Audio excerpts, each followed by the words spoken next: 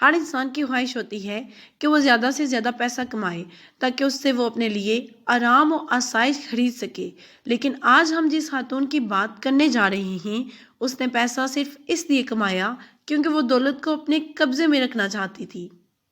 اسے دولت سے بے انتہا پیار تھا اور وہ دولت کو اپنے اوپر خرچ نہیں کرنا چاہتی تھی۔ وہ 2 کروڑ پاؤنڈ کی مالک تھی، لیکن اس کے باوجود صبح اخبار خرید کر پڑھتی اور نصف قیمت پر دوبارہ فروخت کر دیتی۔ سردیوں میں کبھی بھی اس نے اپنے لیے گرم پانی استعمال نہیں کیا تھا۔ وہ اس قدر کنجوس تھی کہ گینس بک آف ریکارڈ میں کنجوس ترین افراد میں وہ آج بھی پہلے نمبر پہ ہے اور کوئی بھی اس کا ریکارڈ توڑ نہیں سکا۔ ہیٹی گرین کی کنجوسی کے بہت سے قصے مشہور ہیں۔ عموماً وہ ایک ہی کالا برقع استعمال کیا کرتی اور وال اسٹریٹ کی سڑکوں پر گھومتی رہتی۔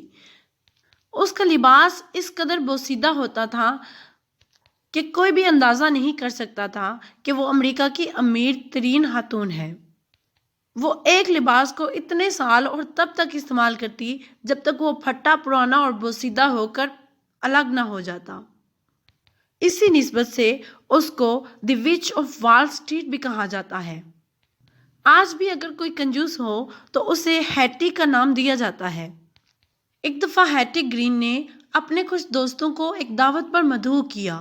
وہ سارے یہی تصور لے کر آئے کہ کوئی بہت عظیم الشان اور اعلیٰ دعوت ہوگی، لیکن جب وہ پہنچے تو ہیٹی گرین ایک بوسیدہ عمارت میں ان کا انتظار کر رہی تھی اور تمام عزیز و اقارب کو لے کر کئی میل دور تک وہ پیدل ہی چلتی رہی اور اس کے بعد اسے انہیں انتہائی سستے ہوٹل میں کھانا کھلایا۔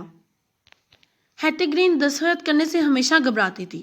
اسے یہ ڈر لگا رہتا تھا کہ کوئی بھی اس کے دستخط کی فوٹو کاپی نہ کر لے، اس لیے وہ انتہائی ناگزیر حالات میں دستخط کیا کرتی تھی۔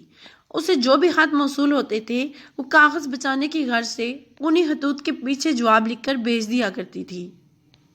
اس نے کبھی بھی اپنا گھر نہیں بنایا، اس خوف سے کہ انکم ٹیکس والے اس کے پیچھے سائے کی طرح منڈلانے لگیں گے، سو وہ مختلف ہوٹلوں میں اپنا نام بدل بدل کر رہتی۔ اسے یہ بھی ڈر تھا کہ ہوٹل والے اسے پہچان نہ لیں اور اس سے زیادہ کرایہ وصول نہ کر لیں، اس لیے وہ اپنی حالت انتہائی بوسیدہ کر لیتی کہ ہوٹل والے اسے انتہائی غریب جان کر اسے پیشگی کرایہ رکھوا لیتے۔ ہیٹی گرین اس قدر کنجوس تھی کہ شادی کرنے سے پہلے بھی اس نے اپنے شوہر کے سامنے یہی شرط رکھی کہ وہ اپنے مالی معاملات کو علیحدہ رکھیں گی، اور جب ایک دفعہ اس کے شوہر نے اس کے اکاؤنٹ سے کچھ پیسے نکلوانے کی کوشش کی تو ہیٹی گرین نے اسی وقت اسے طلاق دے دی۔ حتیٰ کہ جب وہ مرض موت میں مبتلا ہو گئی تب بھی نرسوں کو پیشہ ورانہ سفید لباس کے بجائے رنگدار کپڑوں میں اس کے سامنے لایا گیا تاکہ اس کو یہ شبہ نہ ہو جائے کہ یہ تربیت یافتہ نرسیں ہیں اور ان کی تنخواہ کے پیسے بھی اس کے اکاؤنٹ سے کٹیں گے، ورنہ بیچاری بوڑھی عورت سکون سے مر بھی نہ سکتی۔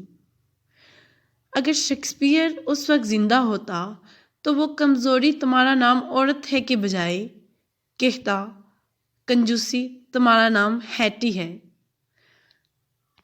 آپ کی اس بارے میں کیا رائے ہے؟ اپنی قیمتی رائے سے ضرور آگاہ کیجیے گا۔